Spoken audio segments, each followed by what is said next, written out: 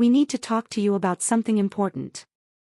I eased myself into the wooden chair, its paint slightly chipped at the corners, and faced the people I once called my closest, my parents and my younger brothers. Thomas and Sean were slouched comfortably in their chairs, grinning like they'd already won something. My parents, Joseph and Carolyn, exchanged a look, one of those silent messages they'd perfected over the years. My father picked it up from there, his voice calm but missing the affection I used to cling to. "We've finalized the will," he said. "And we wanted you to hear it directly from us." "So there's no confusion later," Thomas chimed in, arms crossed smugly like he'd been waiting to drop a bomb. "To be blunt, we get everything." I blinked. Froze. "What?" I asked, barely above a whisper. Sean repeated it, casual like it meant nothing. "Yeah, they're leaving all the assets to us. You don't get anything." For a second, I thought I'd misheard. The room went quiet, dead quiet, except for the distant hum of cars outside on the street. I turned to my mother, searching her face for some hint that this was a mistake. But she just gave a small, resolute nod. "We think it's what makes the most sense," she said, twisting her napkin in her lap. "You've got a solid job. A steady income. And Thomas and Sean are still figuring things out," she added. "They need more help." I looked over at my father, hoping, begging, for a sign he wasn't on board with this. But he just stared into his water glass like it held all the answers. My chest tightened with a slow, aching burn. I'd given so much. Over the years, I'd paid off a big chunk of their mortgage, picked up the tab for medical bills they didn't even remember piling up, and bailed out Thomas and Sean more times than I could count. And now this. "So after everything I've done," I said, my voice cracking despite how hard I tried to keep it steady, "you've decided I'm not worth a dime." My mother sighed and looked at me like I'd let her down. "Ashley, you always make everything about money." My hands curled into fists under the table, the sharp sting of betrayal punching through my gut. "It's not about the money," I said, trying not to shout. "It's about what's fair. About how I've always shown up for this family. Every single time. And now, just because I don't depend on you, I'm invisible." Thomas let out a short laugh, shaking his head like I was the ridiculous one. "God, you're so dramatic. Nobody asked you to help us. You just loved playing the martyr." Sean chuckled too, his voice carrying that same smug tone. "Maybe you thought if you threw enough cash our way, Mom and Dad would finally love you like they love us." His words hit like a punch in the throat. I turned to my parents, waiting for them to correct him, to say something, anything. But they said nothing. Not a word. And in that moment of silence, I realized everything I needed to know. I swallowed back the hurt, a knot tightening in my throat.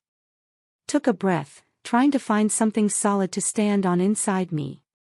"Fine," I said, my voice low but controlled. "If that's your decision, then here's mine." Thomas lifted an eyebrow. "Oh yeah? What's that?" I pushed my chair back, the legs scraping the tile. My heart thundered in my chest. "Don't expect anything from me. Not anymore." And with that, I turned and walked away. Left them sitting there, jaws slack, blinking at the space I no longer planned to fill. I opened the door and stepped into the night. No one stopped me. No one called my name. And in that silence, everything changed. The house I grew up in, the kitchen where I scraped my knees and learned to bake cookies, none of it felt familiar anymore. It was just a shell. The door clicked shut behind me, and it sounded final. The cool air hit my face, but I felt heat rise in my chest. Anger, betrayal, disbelief, all of it boiling under my skin. Driving home, I left the radio off. I needed the silence to think. To absorb the truth. Why was I even surprised? Hadn't I always known I was nothing more than a fallback plan for them? A convenient wallet? When I got back to my apartment, I sank into the couch. My hands trembled as I pulled out my phone. The conversation kept echoing in my head. Every word replayed like a bad loop I couldn't pause. Thomas and Sean were getting it all. And me? The one who paid off Thomas's tuition every time he changed majors. The one who sent Sean money for a car so he could keep up his influencer image. I was being left with nothing. I opened my banking app. The numbers glowed cold and sharp. $2,200 a month. That's what I'd been sending them. I had been sending $2,200 a month to cover my parents' mortgage and keep their bills paid. On top of that, there was another $1,000 that regularly disappeared into Thomas and Sean's pockets whenever they claimed to be broke or figuring things out. They always said I was the successful one, that I didn't need help. But deep down, I wondered, what would they do without me? Could they even hold on to the house if I stopped paying? I stared at the automatic transfers on my banking app, my finger hovering just above the cancel button. My pulse roared in my ears. For years, I'd treated this as my duty, like it was written in my DNA. But this wasn't obligation anymore. This was a choice. And they had made theirs loud and clear. They didn't want me. They didn't need me. No one was twisting my arm anymore. I tapped cancel. A message popped up, recurring payments successfully stopped. The surge of emotion that followed was overwhelming, rage, bitterness, grief. But underneath it all, something else stirred. Relief. Pure, undeniable release. I let the phone slide from my hand onto the couch cushion and exhaled. For the first time in years, something heavy lifted off me. Something I had grown so used to carrying, I didn't even notice the weight anymore, until it was gone. That night, sleep didn't come. I lay there in the dark, rewinding the last decade in my mind like a film reel that wouldn't stop. The vacations I passed on so I could send in their mortgage payment. The nights I stayed up working overtime just to help cover Thomas's tuition, again. The holidays I spent alone because they said they couldn't afford the trip and I had to send them money instead. I'd made sacrifice after sacrifice, thinking I was doing the right thing. That it counted for something. But now, when all I needed was a flicker of appreciation, just one moment of acknowledgement, I got nothing. Not even a scrap of gratitude. The next morning, my phone wouldn't stop ringing. Ma. I hesitated before answering, already knowing how this was going to go. Ashley? She asked, voice tight with anxiety, though she tried to hide it behind her usual disappointed tone. Did you cancel this month's transfer?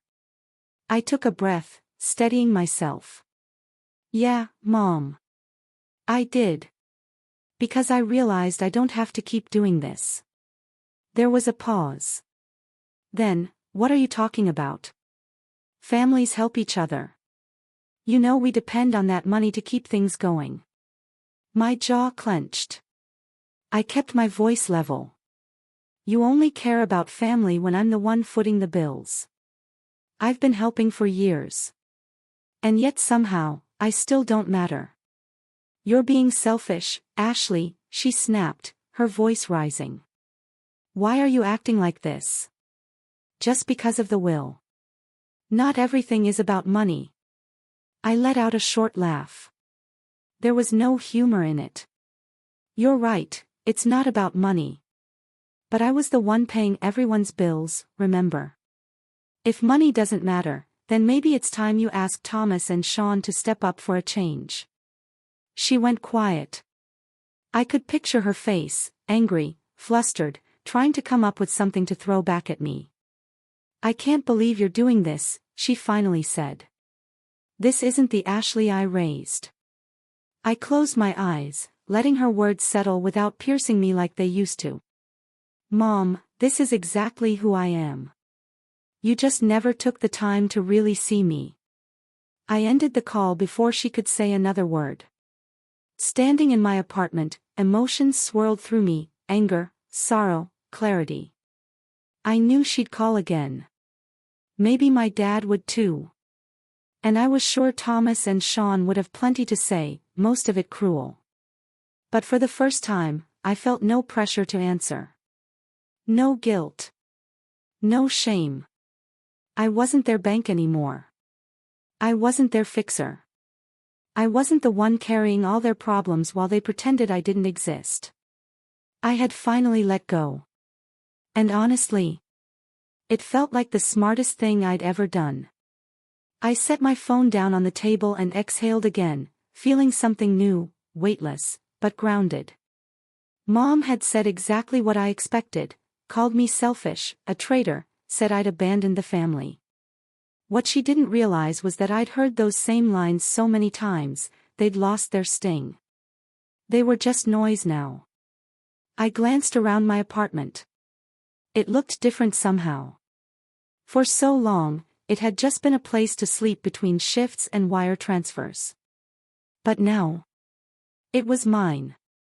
A space untouched by guilt or obligation. A place where I didn't owe anyone a thing. I opened my laptop and pulled up my bank records. The list of monthly payments blinked back at me, each one a monument to a role I'd played too long. Mom's mortgage. Thomas's car loan. Sean's random Venmo requests. Not anymore. I went down the list, canceling them one by one. $2,200 to my parents. Gone. $500 in utilities. Gone. Each cancellation felt like cutting a rope that had been wrapped around my ribs for years. When I was done, the screen displayed nothing under scheduled payments. Nothing. And for the first time in years, I felt completely free. But then, something hollow crept in. So much of who I'd been was wrapped up in being the dependable daughter, the one who picked up the slack when her brothers didn't, the one who never said no. Without that identity, who was I now? I stood up, poured myself a glass of water, and stepped over to the window. The city buzzed outside, life carrying on as if nothing had changed. But for me, everything had. I had stepped out of one world, and into another. One where I finally made the rules. My phone buzzed again. Sean, what the hell are you doing? Thomas just told me you cut off the money. Do you think this is funny? I stared at the message and let it sit there. No reply. Then another. Thomas, you're a traitor. Don't expect any of us to treat you like family ever again. I smirked. Not out of joy, but because I finally saw it for what it was. I had never really been a daughter to them. Just a wallet with a heartbeat. The air was cool against my skin, brisk and clear. I stepped outside and drew in a slow breath. It felt clean. Final. Like I had crossed a line I could never come back from. But deep down, I knew, I'd made the right call, and nothing in the world could convince me to undo it. Then came the next morning. My phone rang over and over, non-stop, as if silence had never existed. I didn't even need to look to know who was calling. Still, I picked it up, slowly. Before I could get a word out, my mom's voice came through the speaker, sharp, frantic, and already halfway to yelling. Ashley, what the hell are you thinking?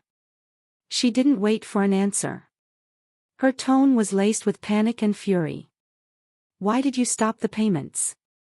You know we can't pay the bills without that money. I closed my eyes and breathed in, trying to keep my voice level. Mom, I'm done. I've given enough. Given, she snapped. You're abandoning your family.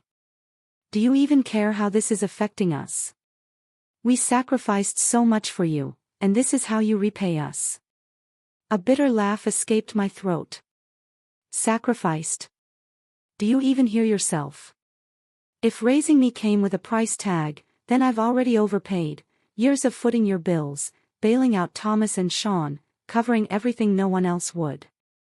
There was a pause on her end, but then her voice turned cold, clipped. You've changed, Ashley. Money's turned you into someone else. No, I said calmly. You let money rule everything. I just finally stopped pretending I was okay with it. I'm not your bank anymore. She let out a heavy, irritated sigh and hung up without saying another word. I stared at the phone for a moment before the text started pouring in. Thomas, you're so ungrateful. Mom's crying because of you. Sean, you think this is smart. You'll regret it. Thomas again, don't bother showing up at their funeral. You're not family anymore. I read them all, my jaw tight, my chest heavy. Not one asked why. Not one wondered what had pushed me to this point. They didn't care about the years I'd spent carrying their weight.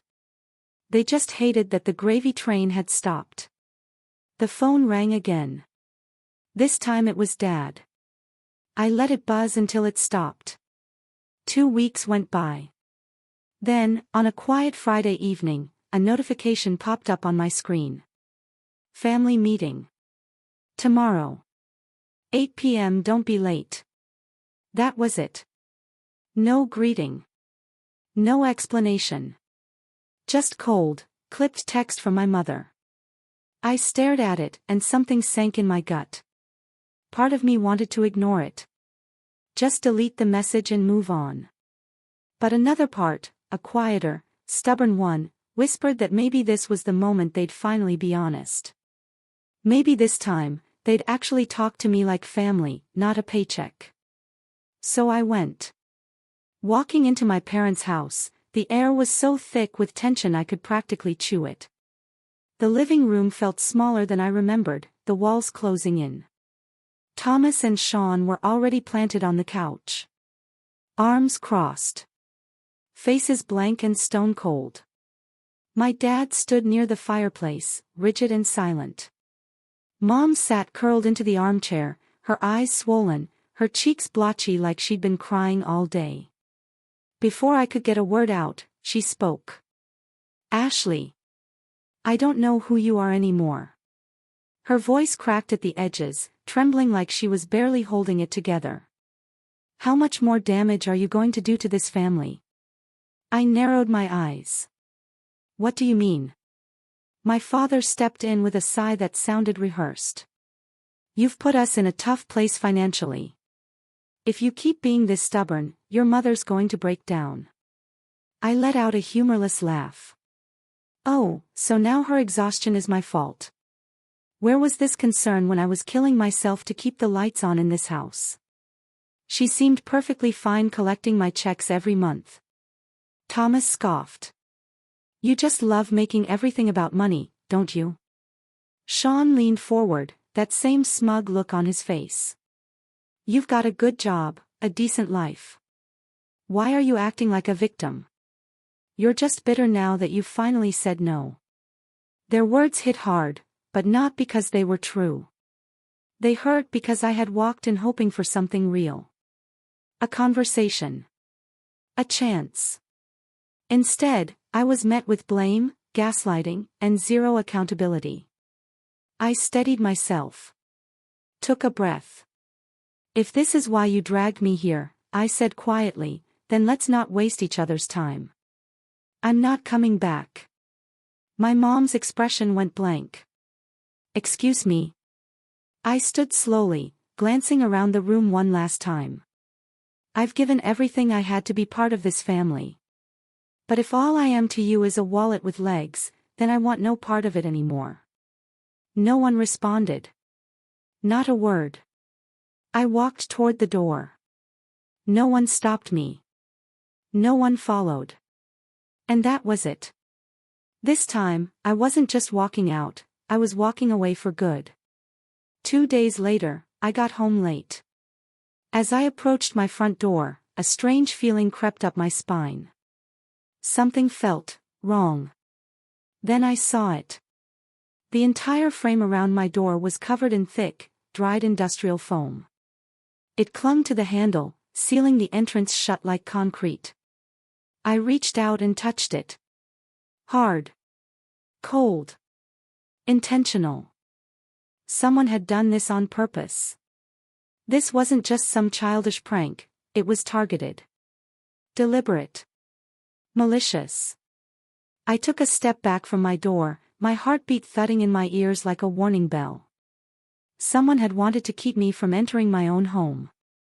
Without wasting a second, I grabbed my phone and pulled up the hallway security camera feed.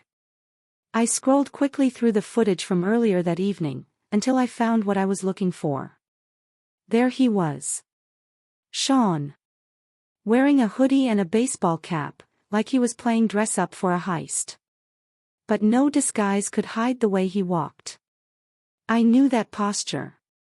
That careless, arrogant strut. He smirked as he held up 2 cans of foam spray, filling in every inch of my doorframe with slow, deliberate movements. My hands began to shake with fury. I didn't hesitate. I called the police. When the officers arrived, I handed over the footage. One of them watched quietly, then looked up and asked, "You want to press charges?" I gripped my phone tighter, a chill rising up my spine. If I let this go, I knew he'd just take it further next time. Sean wasn't just angry, he was escalating. I nodded, my voice clear. Yes. I want him held accountable. The next day, the calls started again. I ignored them all. Then my dad tried. Then Thomas. Finally, I gave in and answered. "Ashley," my father snapped. "Your brother was just questioned by the police. How could you do that to your own family?" His voice was clipped, accusatory. I stayed calm. Because Sean vandalized my property. If he doesn't want to deal with the charges, he can start by covering the cost of the damage. There was a pause. His tone dropped. "How much?" 2,000, I said without missing a beat. His reaction was instant. "How could you extort your own brother like this?" I let out a small, bitter laugh. "It's not extortion, Dad.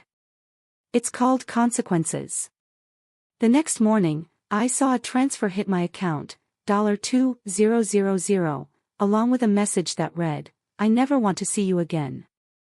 I stared at it for a second. Felt nothing. Then a notification lit up my phone. A message from a distant cousin. "Ashley, is this true? People are saying you abandoned your family. That they're struggling and you just walked away." I frowned. Another message followed. "How could you do this to your parents and brothers? They gave you everything." I opened social media, and it all made sense. My mother had gone public. She'd posted a long, weepy update on Facebook, spinning a story that made me out to be the heartless, selfish daughter who turned her back on her aging parents and helpless brothers. She claimed I left them in a time of crisis, that I was too obsessed with money to care about family. The comments were full of sympathy for her, and venom for me. So sad when children forget where they came from. Parents give everything. And this is the thanks they get. Ashley must have let her fancy job go to her head. It wasn't the strangers that made me angry. They didn't know the truth. What enraged me was the fact that my family had completely rewritten the story, erased the years I carried them financially, ignored everything I'd done. They never mentioned that I paid off most of the mortgage on the house they still lived in. Or that I covered tuition, hospital bills, and even Sean and Thomas's stupid spending sprees. No one mentioned the industrial foam. Or the police report. All they told the world was that I'd walked away. Like I'd just given up. I sat on the edge of the couch, phone in hand, staring at the screen. Should I ignore it? Stay quiet and let them shape the narrative? No. No more silence. I opened the app, tapped new post, and started typing. If my family wanted to drag this into the public eye, then I would tell the full story. I wrote everything. I laid it all out, the $2,200 a month I sent for their mortgage, the tuition checks, the car payments, the endless cash transfers when Thomas or Sean claimed they were on the verge of something big. I explained how I'd never been treated like a daughter, just a source of income. How they had used me until I had nothing left to give emotionally, and then turned on me when I said no. I described the vandalism. Sean. The foam. The police. All of it. And then I ended it with one line. I didn't abandon my family. They never saw me as one of them, unless I was paying for everything. Now, I finally choose myself. I hit post. Within hours, it exploded. Relatives started messaging me. Some of them were shocked. They'd never heard any of this. A few even began calling out my mom's post, asking questions in the comments. An aunt reached out privately, asking if it was true that I'd supported the family for years. Others weren't so subtle, they went straight to the original post and demanded answers. But the loudest response came from inside the storm itself. Mom called. I picked up. She was livid. Practically screaming. Ashley, what the hell did you just do? I stayed calm. I told the truth, Mom. You told your version. I told mine. Her voice trembled with rage. You're humiliating this family. Your father is so ashamed he won't leave the house. Do you even care how Thomas and Sean feel? I tightened my grip around the phone. Did any of them even stop to consider how I felt when Sean vandalized my home? Or when I was quietly exhausting myself month after month to pay off their bills? But of course, that wasn't the point to them. And just like always, my mother twisted the conversation. Her voice dropped, cold and sharp. You're tearing this family apart. If you go through with this, don't expect to ever come back. We are no longer family.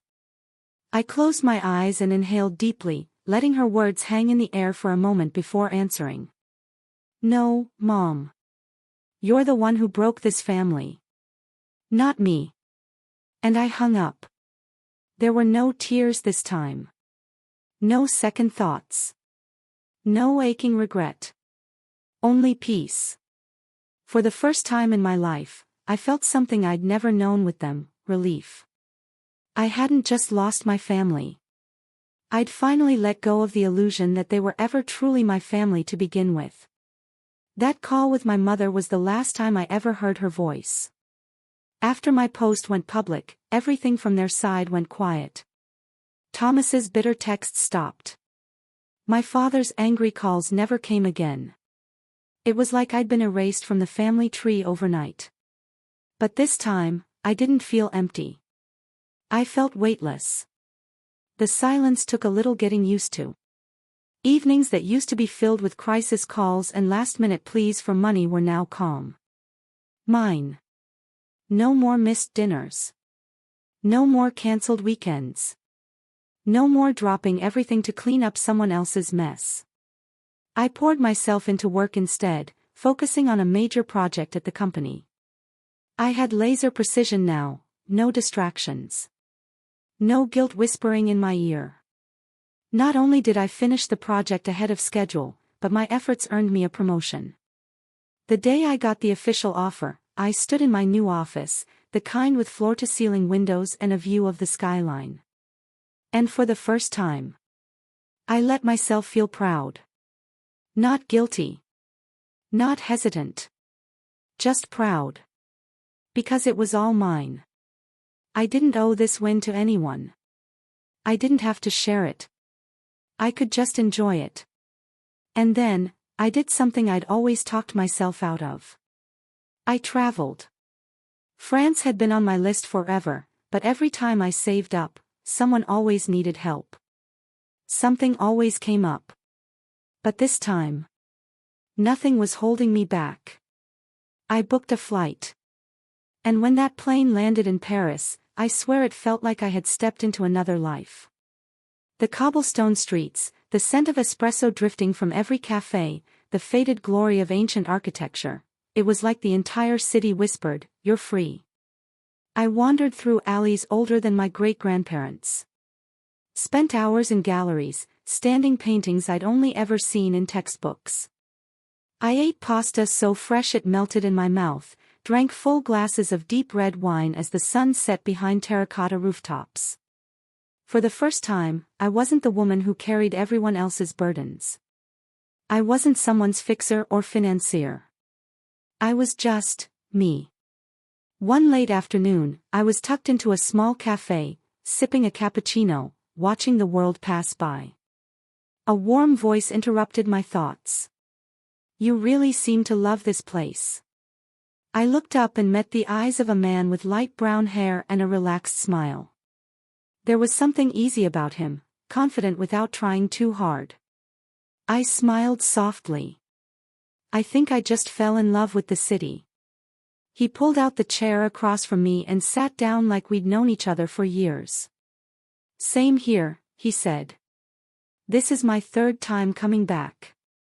I raised an eyebrow. "Loyal traveler." "You could say that," he chuckled. "I'm Brian." "Ashley." We talked for what felt like hours. He was from Boston, worked in interior design, and had a deep appreciation for architecture across Europe. His voice was steady and calm, with a hint of dry humor that made me laugh without effort. It had been so long since I'd spoken to someone without tension. Without obligation. Without walking on eggshells. With Brian, it wasn't about what I could give or fix. It was just real. Human. As I got up to leave, he smiled at me. "If you ever want some company while you're exploring, I'd be happy to join you." I hesitated for a heartbeat, then nodded. "I'd like that." The next few days felt like something out of a daydream. We wandered through markets, tried every flavor of gelato, and strolled along the Seine River as the sky turned gold at dusk. He never asked about my past. Never pushed. He didn't care about the baggage. I wasn't a problem to solve or a role to fill. He just saw me. And in those moments, walking beside him, laughing over wine, I finally saw myself too. Not as the responsible daughter. Not as the financial lifeline. But as a woman fully alive in her own skin. One night, we sat on a quiet rooftop terrace, the city lit up below us. I smiled to myself as the warm breeze moved through my hair. I used to believe happiness had to be earned, through sacrifice, through proving my worth to people who never really saw me. But now, I understood something far simpler and more profound. I didn't need to beg for love. I didn't have to buy it. I could give it to myself. And here, under a sky full of stars, I knew I had finally done just that. When I came back home, I brought something more important than souvenirs. I brought back a new version of myself. I wasn't the Ashley who dropped everything for people who didn't say thank you. I wasn't the woman who put herself last. I had boundaries. Strength. Peace. The months that followed were quiet. In the best way. Work blossomed. Made new friends. Tried things I'd always told myself I didn't have time for. But peace, I've learned, doesn't always last untouched. One morning, as I was making coffee, my phone buzzed. It was a message from Aunt Pamela. "I know you probably don't care anymore," the message began, "but your parents are really struggling. Your dad's working night shifts at a warehouse. Your mom's cleaning houses by the hour. They both look worn down."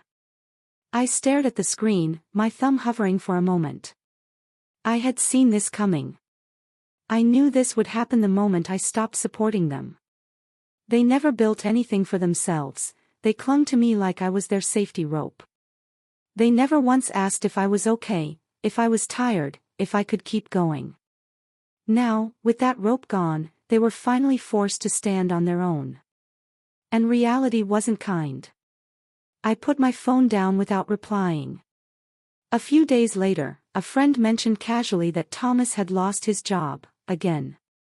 Apparently due to poor performance. Sean, meanwhile, was still chasing that influencer dream of his.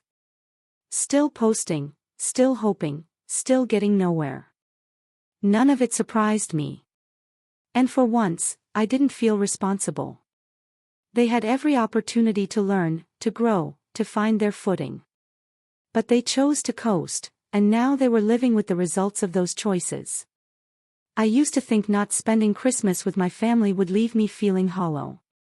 That I'd sit in my apartment staring at the walls, consumed by loneliness. But as the holidays drew closer, I realized something else, something better. I wasn't alone.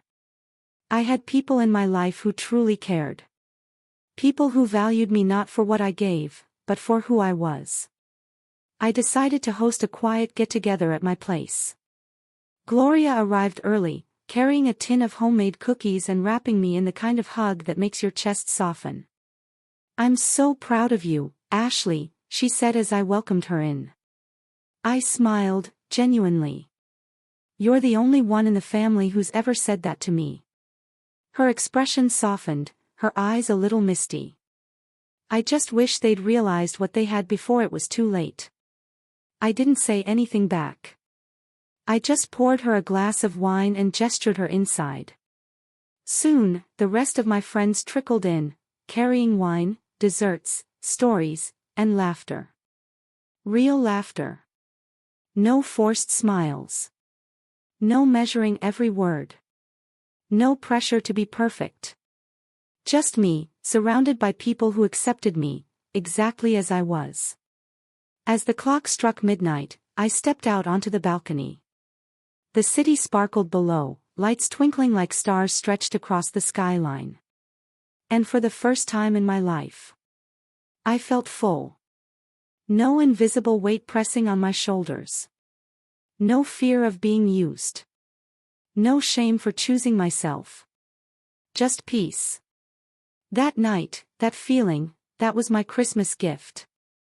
Later, I sat curled in my armchair, watching the lights reflect against the windowpane. Outside, the world kept moving. People, cars, streetlights, all bustling and alive. But inside me, there was a stillness I had never known before. I had spent most of my life believing family was everything. That love meant sacrifice. That no matter how I was treated, I had a duty to give. To show up. To pour myself out until I was empty. I thought if I gave enough, tried hard enough, stayed long enough, they'd finally see me. Love me. Accept me. But the truth. Family isn't just blood. Family is the people who respect you. Who don't take advantage. Who love you freely, with no strings attached. My parents, Thomas, Sean. They never saw me that way. I thought back to the moment they cut me out of the will. Their final, silent message that I wasn't one of them, unless I was giving. They thought it would break me. What they didn't realize, was that it set me free. They severed the last chain I hadn't yet unfastened. And now, I was no longer the woman who lived to meet everyone else's expectations. No longer buried under obligation or guilt. Now, I had the power to live on my terms. No more phone calls demanding money. No more guilt trips for choosing myself. No more bending over backward just to earn crumbs of approval. I could spend my time with people who actually showed up when I needed them. Friends who stood beside me when I had nothing left. And Gloria, who never stopped seeing my worth, even when I couldn't. My eyes drifted to my phone resting on the table. No missed calls. No new messages from my so-called family. They had let me go. And for once, that didn't scare me. I picked up my glass of wine and took a slow sip, letting its warmth spread through me. I had once lived entirely for them. Now, I lived for me. And that wasn't selfish. That was freedom.